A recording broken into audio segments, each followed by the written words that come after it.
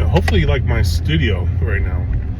They always say on YouTube, you need to make sure you have a perfect setup and better camera. I'm just filming this from my phone. But welcome to Whiskey Scars Breaking Bars. So this video is, I guess, going to be kind of a vent fest a little bit,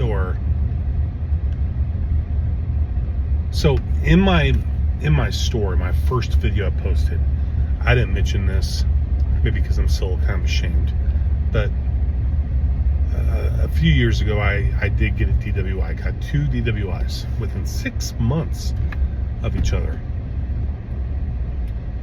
and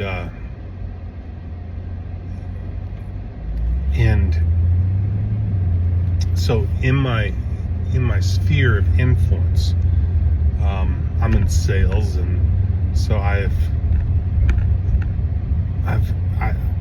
built a strong reputation for myself in business and even in some local politics. I'm not in politics anymore, but so when I got my first DWI, my name was just dragged through the mud, which I get that. It comes with the territory of making mistakes, especially when people know you, right?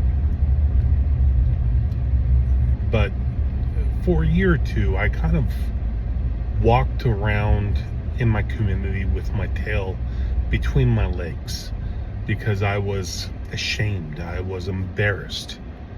Here's this Christian man, me, walking around and trying to live a good Christian life, and here I have a stumbling block. So anyways, I've been doing it really good with just getting past that. I'm letting my story speak for itself, my journey of sobriety speak for itself.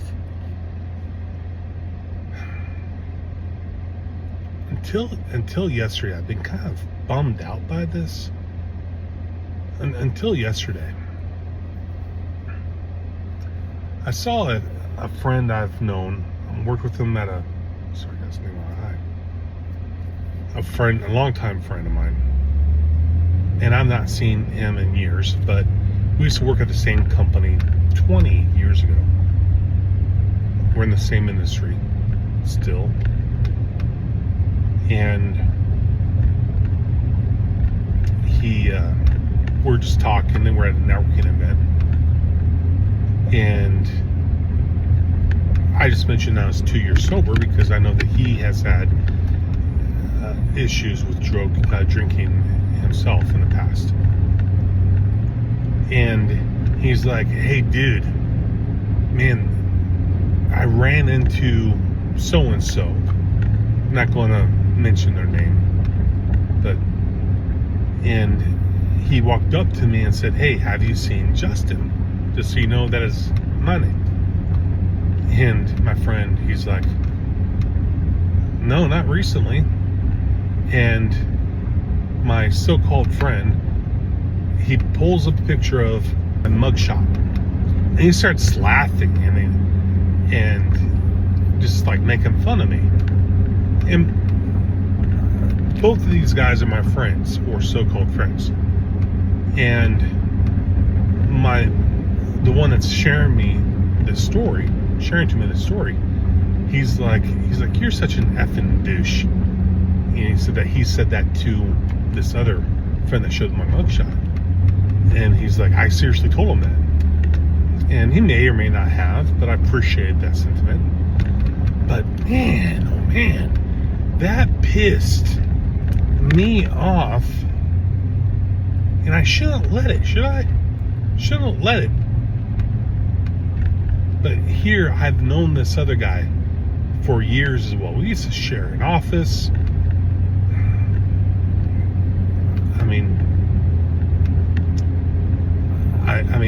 He embarrassed himself once at a corporate, first day on the job, a corporate meeting.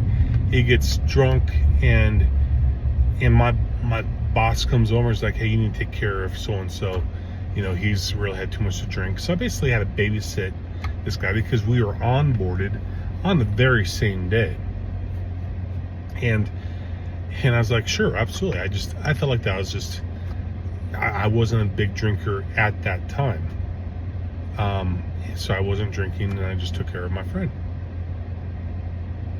I mean, this dude, he's done drugs around me.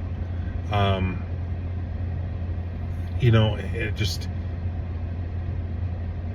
no judgment from me. I mean, but what bothered me was his judgment and his criticism of me when and making me a butt of the joke when I know that he has struggled as well. Maybe I'm being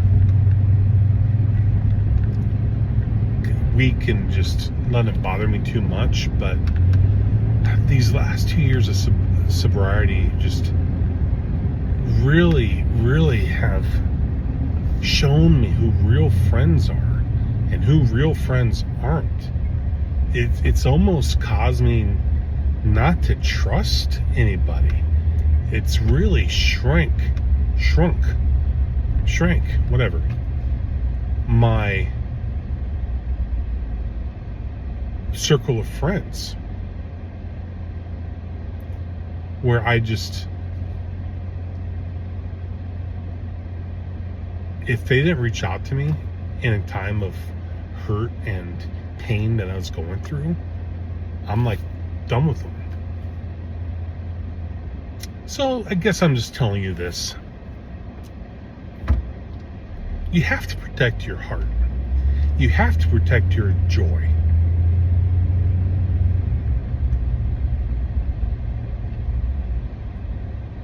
You have to surround yourself. You have to surround yourself with people or a person or persons that they have your back no matter what. That if you screw up, that they're there for you. And it goes two ways. If they screw up, you're also there for them. That's true friendship. Anybody else, pray for them, whatever, but you don't have to be their friend. You don't have to hang out with them. Protect you. Protect yourself. Protect your mentality. Because the last day of how much mental energy that I've been focusing on this really isn't healthy. I mean, it's not dwelling, maybe it is dwelling.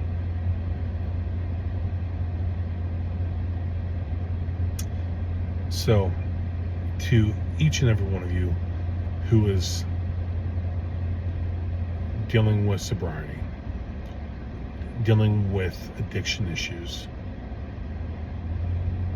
dealing with pain, dealing with depression and anxiety,